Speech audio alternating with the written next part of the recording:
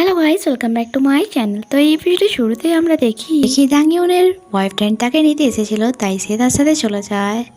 আর সিনের দ্বিতীয় ফ্রেন্ডটি তাকে ওয়াইন দিয়ে সেও সেখান থেকে বাইরে চলে আসে। এখানে তার চাংইয়নের সাথে দেখা হয়, যে তাকে বলে তুমি এখানে কি করছো। তাই ম্যাংইয়নও জানিয়ে দেয় যে সে সিয়ানের সাথে গিয়েছিল। এখানে চাংইয়ন ওই দিন ড্রাঙ্ক অবস্থায় যা করেছিল তার জন্য সে আবারও তাকে সরি বলে, আর তাকে কোনোদিনও তার সাথে ডিনারে যেতে বলে।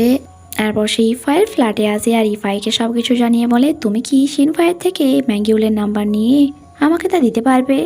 বাট ইফাই এই কাজের জন্য মানা করে। নেক্সট টাইম ম্যাঙ্গিও অফিসে গিয়ে সিনফাই দেওয়া রেজিউমেন্ট লেটার রেখে দিয়ে আসে আর সিনফাইকে মেসেজ করে ইনফর্ম করে দেয়। বাট আমরা দেখি সিনফাই যে কালিকের সাথে ঝগড়া হয়েছিল সে ওই রিপোর্টটি ওখান থেকে সরিয়ে দেয়। রাতে ইফাই বাসায় ফেরে আর তাকে কাপ নুডলস খেতে দেখে বকা দেয় এবং বলে তোমার হেলদি ফুড খাওয়া দরকার, আর অনেক খাওয়ারও অর্ডার করে সে। তারা একসাথে এখানে ডিনার করছিল। খেতে খেতেই ইফাই তাকে তার রেজিউমেন্ট লেটারের ব্যাপারে জিজ্ঞাসা করলে সে বলে ম্যাঙ্গিউনের হাত দিয়ে আমি তা ফাংয়ের অফিসে রাখিয়ে দিয়েছিলাম। যা শুনে ইফাই তাকে বোঝায় তুমি নিজেকে এই রিপোর্টটি দিতে পারতে, তাতে তোমার ইমপ্রেশন বজায় থাকতো। তাই নেক্সট ডে সে নিজে গিয়ে তার রেজিউমেন্ট লেটার ফাংকে দেয় আর এটাও জানায় যে আমি আগের দিন ম্যাঙ্গিউনের হাত থেকে আপনার জন্য রেজিউমেন্ট লেটার পাঠিয়েছিলাম, বাট তার কোনো রিপ্লাই আমি পাইনি, তাই আজ আমি নিজের থেকে এসেছি আপনাকে এটা দেওয়ার জন্য। বাট ফাং তার এই কথার কোনো অ্যান্সার দেয় না, কারণ সে এখনও সিনফাইয়ের ওপর অনেক বেশি রেগেছিল। অফিসে ফিরে ফাং সেই এমপ্লয়কে ডেকে বকা দেয় আর বলে সিনফাই যে কোনো রিপোর্ট আমাকে দেওয়ার জন্য পাঠিয়েছিল তা তুমি আগে কেন জানাওনি আমায়। সিনফাই যখন বাসায় ফেরে ইফাই তাকে জানায় আমি গ্রসারি শপিং করে নিয়ে এসেছি, তাই আমি চাই তুমি ডিনার বানিয়ে নাও। তারপর তারা একসাথে বসে ড্রিঙ্ক করছিল। সিনফাই বলে যেহেতু আমরা সিঙ্গেল তাই আমার মনে হয় না আমাদের একসাথে থাকাটা ঠিক হবে। তোমার ফাদারও তো এই সিটিতেই থাকে, তাই তুমি সেখানে কেন চলে যাচ্ছ না। ইফাই জানায় যখন আমার মম অসুস্থ ছিল ড্যাড আমাদেরকে একা ছেড়েই চলে গিয়েছিল, আর সেই জন্যই ওই সময় আমার মম মারা গিয়েছে। যা শুনে সিনফাই স্যাড হয়ে কান্না করা শুরু করে দেয় আর জানায় আমার মম যখন বেঁচে ছিল আমাকে বোঝাতো যে ভালো কোনো জব করে সেটেল হতে, বাট আমি আমার ডেটের চোখ করে মমকে অনেক বেশি হার্ট করেছি, আর যা এখন ভেবে আমার অনেক বেশি কষ্ট হয়। আর সে কান্না করতে করতে সেখানেই ঘুমিয়ে পড়ে। তাই ইফাই তাকে তুলে রুমে নিয়ে আসে, এরপর সে তার রিপোর্ট চেক করতে বসে পড়ে। নেক্সট ডে যখন তারা কাজে যাওয়ার জন্য রেডি হচ্ছিল এখানে ভুল করেই তারা দুজনে একটু বেশি ক্লোজ চলে আসে। এরপর ইফাই তো সেখান থেকে চলে যায়, বাট সিনের কাছে ফাংয়ের মেসেজ আসে যে আমি তোমার সাথে দেখা করতে চাই, তাই এখনই অফিসে আসো। এদিকে ফাং অফিসে তার এমপ্লয়ীদেরকে বকাঝকা দিচ্ছিল তাদের কাজের ঢং দেখে। অফিসে যখন সিনফাই আসে তারও এই ঝগড়ুটে কলিগস তাকে দেখে অনেক বেশি জেলাস ফিল করে। এদিকে ইফাই তো মিটিংয়ে ছিল, বাট তার সম্পূর্ণ মনোযোগ ছিল তার ফোনে, যেখানে সে সিনফাইকে মেসেজ করে যাচ্ছিল যে আজ রাতে তারা কি খাবে। তখনই হঠাৎই তার পেটে ব্যথা শুরু হয়ে যায়, তাই সে ওয়াশরুমে চলে আসে। আর এখানে থেকেই সে তার অ্যাসিস্ট্যান্টের সাথে ডিসকাস করে যাচ্ছিল যে ফাংকে এক্সপোজ করার তার প্ল্যানটি ব্যর্থ হয়েছে। বাট যেহেতু সে সিনফাইয়ের রিসার্চ পেপার অ্যাকসেপ্ট করেছে তাই সে সিনকে সামনে রেখে নিজের কাজ গুছিয়ে নেবে। তাই সে ডিসাইড করে ফাংয়ের দেওয়া এগ্রিমেন্ট সে সাইন করবে না, আর হেডকোয়ার্টার গিয়ে কিছু রেকর্ড সেখান দিয়ে নিয়ে আসবে, কারণ এই রেকর্ডস থেকে ইফাইয়ের প্রজেক্টে কিছু প্রবলেম আসতে পারতো। আর সে চাইছিল না এইসব রেকর্ড সিনফাই পেয়ে যাক, কারণ যদি এমনটা হয় ফাং ইজিলি সমস্ত দোষ তার ঘাড়ে চাপিয়ে নিজের রাস্তা পরিষ্কার করে নেবে। এদিকে ফাং সিনকে অফিসে তো ডাকে আর তার প্রজেক্টে প্রশংসাও করে, বাট তাও সে বলে আমরা তবু তোমাকে এখন কোম্পানিতে জয়েন করতে পারছি না।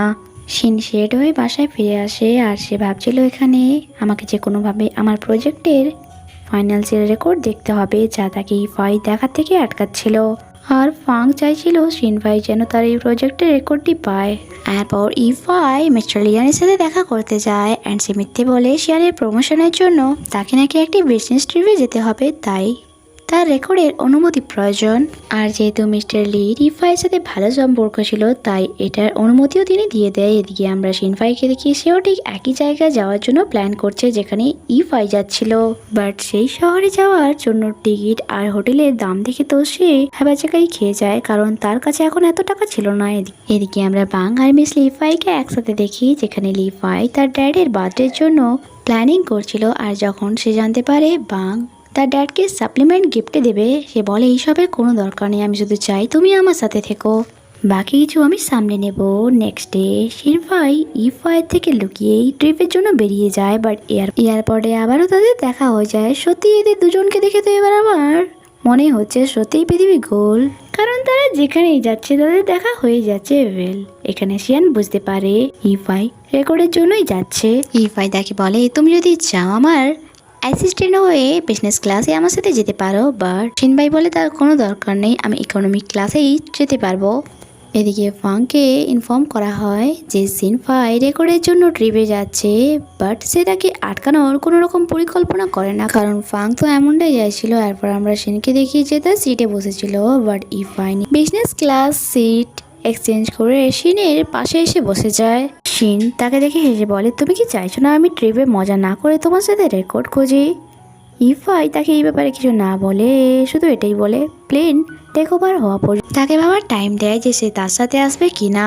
নেক্সট সিনে আমরা চ্যাংইয়নকে দেখি, যেখানে তার মম ড্যাডের সাথে যে ডিনার করছিল, আর মম ড্যাড চাইছিল সে ব্লাইন্ড ডেটে যাক, কারণ এখন মম ড্যাড তাকে তার গেমিংয়েও সাপোর্ট করছে, বাট তারা শুধু এটাই চায় যাতে চ্যাংইয়ন কোনো গার্লফ্রেন্ড পটিয়ে নিক।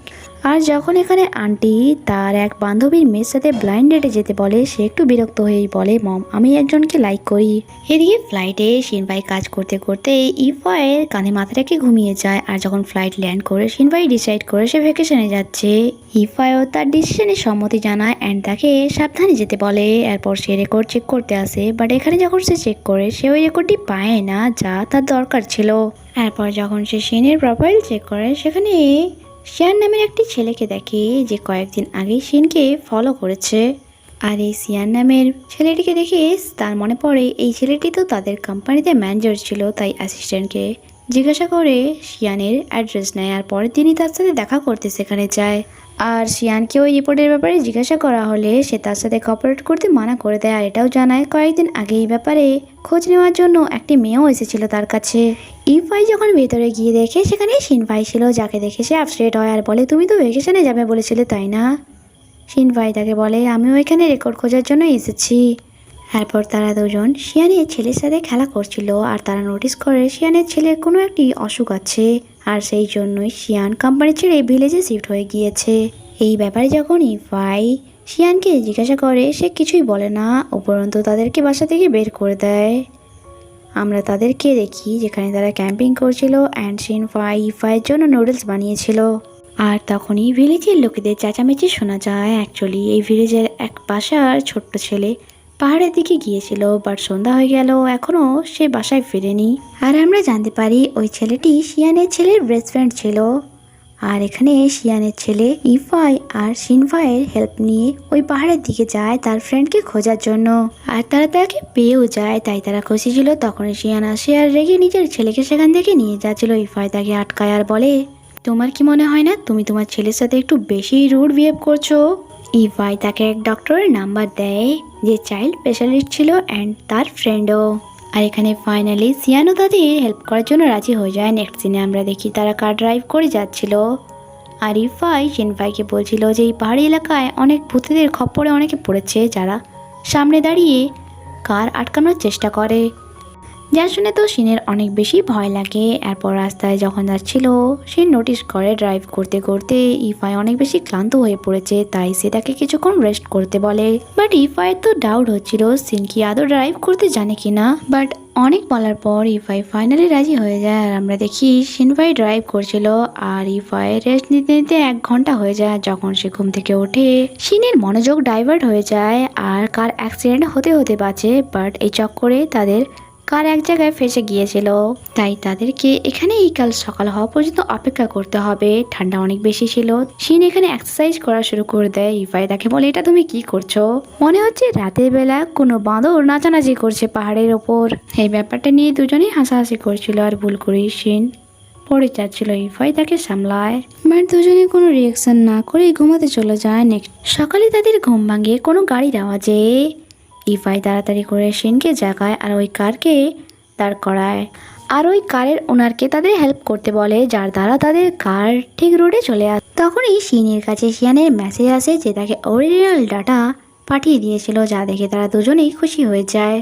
এরপর আমরা তাদেরকে এয়ারপোর্টে দেখি যেখানে শিন বসে নুডলস খাচ্ছিল। ইফাই তার কাছে এসে তাকে অনেক খাওয়ার ফুড গিফট করে। শিনভাই বুঝতে পারছিল না ইফাই এমনটা কেন করছে। সে বলে আমি এইসব ফ্রিতে পেয়েছিলাম তাই ভাবলাম তোমাকে দিয়ে দিই, আর সাথে সাথে এটাও বলে তুমি আমায় বলেছিলে তুমি টেস্টি ডিনার বানিয়ে আমাকে খাওয়াবে। শিনফাই জানায় ফাং এখনও আমাকে কোম্পানিতে জয়েন করেনি, তাই সেলিব্রেশন করার জন্য কোনো পয়েন্ট নেই।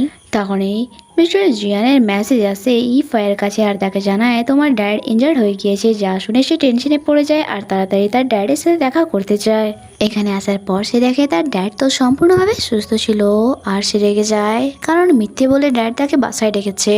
ড্যাড তাকে জানায় আমি পড়ে গিয়েছিলাম আর আমার অ্যাঙ্কেলে আঘাতও লেগেছিল। এরপর ড্যাড তাকে লাঞ্চের জন্য রাজি করিয়ে নেয় আর যখন সেখানে লাঞ্চ করছিল ড্যাড তাকে জানায় আমি কয়েকদিন ধরেই তোমার কোম্পানির উপর নজর রাখছি কারণ সেখানে এমপ্লয়ীদের উপর আমার সন্দেহ ছিল। অ্যাকচুয়ালি ইফাইয়ের কোম্পানি আজকাল লসে চলছে। ড্যাড বলে তিনি তার কোম্পানিতে ইনভেস্ট করতে চায় কারণ যদি তাদের কাছে দুটো কোম্পানি থাকে তাহলে প্রফিট তো তাদেরই হবে। বাট ইফাই ড্যাডের হেল্প নিতে মানা করে দেয়। ড্যাড এখানে তাকে তার আর গুয়ে রিলেশনশিপের ব্যাপারে জিজ্ঞাসা করলে ইফাই জানায় তার সাথে তার অনেকদিন আগেই ব্রেকআপ হয়ে গিয়েছে। ড্যাড বলে আমি খুশি হলাম কারণ প্রথম থেকে ওই মেয়েটিকে আমার একদমই পছন্দ ছিল না। অন্যদিকে মিস লিয়ার ড্যাড আজ বার্থডে পার্টি রেখেছিল আর মিস লিয়াও বাংয়ের সাথে তার ড্যাডের আলাপ করায়। এখানে সে তার ড্যাডের জন্য গিফট হিসাবে গোল্ড কালার গ্লাভস নিয়ে এসেছিল। বাট সে যখন সেটা খোলে সেখানে একটাই গ্লাভস রাখা ছিল যা তাদের সামনে সে বলে দেয়। মিস লিয়াও বলে গোল্ড খেলার জন্য একটাই গ্লাভস ইউজ করা হয়। এরপর সে বাং আর তার ড্যাডকে কথা বলার জন্য একা ছেড়ে দেয়। এদিকে আমরা বাসায় শিনফাইকে দেখি যখন ইফাই বাসায় ফেরে সে তাকে তার ড্যাডের হেলথের ব্যাপারে জিজ্ঞাসা করে। ইভেন তো সে তার হাত ধরে ডাইনিং টেবিলে এনে বসায় আর স্যুপ সার্ভ করে যাতে সে বেটার ফিল করে। আবার সে তার কাজে লেগে যায়। এদিকে বাং আর মিস লিয়ানকে আমরা একসাথে দেখি যেখানে লিয়ান তাকে বলছিল আমার ড্যাড তোমাকে খুব তাড়াতাড়ি কিছু টাস্ক দেবে, তাই তোমার কাছে এটাই সুযোগ আমাদের রিলেশনশিপটাকে পাবলিক করার জন্য। যা শুনে বাং নার্ভাস ফিল করে। নেক্সট ডে শিনফাই গসিয়ে নেওয়ার জন্য বাইরে চলে যায় আর যখন ইফাই ঘুম থেকে ওঠে সে শিনফাইয়ের ল্যাপটপ দেখে যা অন ছিল অ্যান্ড তাতে রিপোর্ট রেডি করা ছিল। আর যখন তা চেক করে তাতে কিছু ভুল ছিল যা সে সংশোধন করে আর সাথে সাথে এই শিনফাইয়ের রাখা খাওয়ারও শিখে নেয়। যখন শিনফাই মার্কেট থেকে ফিরে এসে তার রিপোর্টটি চেক করে তাতে কিছু চেঞ্জেস ছিল আর যা ইফাই করেছিল। আর সেখানে একটি নোটও রাখা ছিল যা ইফাই তার জন্য ছেড়েছিল যাতে লেখা ছিল আমি এই হেল্পটি করলাম কাল রাতের ডিনারের জন্য। নেক্সট ডে মর্নিং যখন সে ব্রেকফাস্ট বানাচ্ছিল সেখানে ইফাই এর ড্যাডের দেওয়া কাপটি ইউজ করে আর যখন ইফাই তার তৈরি ব্রেকফাস্ট খায় তার অনেক বেশি টেস্টি লাগে। তারপর সে অফিসে চলে আসে যেখানে ফাংয়ের সাথে তার একটা মিটিং ছিল আর সে নোটিস করে ফাং এখানে মিটিংয়ের মাঝে কথা বলতে বলতে অনেকবারই আটকাচ্ছিল। তাই মিটিং শেষে এসে তাকে তার কেবিনে ডাকে কফি খাওয়ার জন্য। আর যখন ফাং সেখানে আসে ইফাই তাকে ডাইরেক্ট জিজ্ঞাসাই করে নেয় মিটিংয়ের মাঝে তুমি কথা বলতে বলতে এতবার আটকাচ্ছিলে কেন। ফাং বলে এটা তোমার ভুল ধারণা। ইফাই তার প্রজেক্টের প্রশংসা করে যা শিনফাই বানিয়েছিল আর সেখানে শিনের ব্যাপারেও প্রশংসা করে যে শিন খুবই ট্যালেন্টেড এক মেয়ে, সে আপনার থেকে কত বেশি ইন্সপায়ার্ড, সে আপনাকে রোল মডেল মানে। ফাং তাকে জিজ্ঞাসা করে তুমি শিনের এত হেল্প কেন করছো। আর এটা বলার সাথে সাথেই ফাং আন্দাজ লাগায় এই রিপোর্টটি রেডি করতে হয়তো ইফাই তার হেল্প করেছে। বাট ইফাই জানায় আমি শিনের থেকে যা শিখেছি সেই সবের তুলনায় এই রিপোর্টটি কিছুই নয়। আর সাথে সাথে এই যে কোম্পানিতে চলা ফ্রডের ব্যাপারে তার সাথে ডিসকাস করে। ফাং বলে সে আগে থেকে এই ব্যাপারে জানে বাট তার এটাও ভয় করছে যদি সেই অভিযোগ নিয়ে চেয়ারম্যানের কাছে যায় তাহলে তাকে তার ফল ভুগতে হবে। আর এমনটা যদি হয় তাহলে চিয়ানি প্রবলেমে পড়বে কারণ রিপোর্ট সেই বানিয়েছিল। ফাংয়ের সাথে মিলে ইফাই একটি প্ল্যান বানায় যে সে সমস্ত ব্লেম নিজের উপর নিয়ে নেবে। বাট ফাং এমন প্রেজেন্ট করবে যেমন কি সেই ব্যাপারে কিছু জানেই না। আর সে যদি এমনটা করে তাহলে সকলকে আর স্যাক্রিফাইসও করতে হবে না। তাই ফাংও তার এই প্ল্যানে রাজি হয়ে যায়। বাসায় শিন ঘুমোচ্ছিল তখন তার ফ্রেন্ড কল করে তাকে কিছু ব্যাড নিউজ দেয়। আর এখানে এই এপিসোডই শেষ হয়। আগে কি হয় তা জানতে স্টে কানেক্টেড। ভিডিও ভালো লেগে থাকলে লাইক আর কমেন্ট করতে ভুলবেন না। দেখা হচ্ছে পরের এপিসোডে। Bye bye.